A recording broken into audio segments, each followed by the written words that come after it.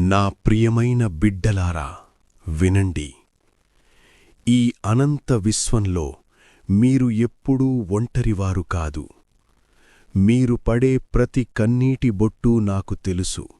మీ గుండెల్లోని ప్రతి నిట్టూర్పూ నాకు వినిపిస్తోంది.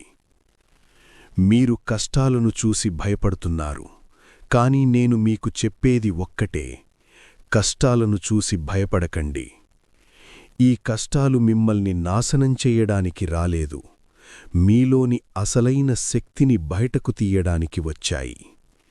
మీరు ఎదుర్కొనే ప్రతి పరీక్ష, ప్రతి అవమానం, ప్రతి ఓటమి మీలోని ఒక గొప్ప యోధుడిని మేల్కొలిపేందుకు నేను మీకిచ్చిన వరాలు. మీరు ఎప్పుడైనా గమనించారా? నేను నా కంఠంలో భయంకరమైన నాగుపామును ధరించాను. అది భయానికి గుర్తు కాదు, భయాన్ని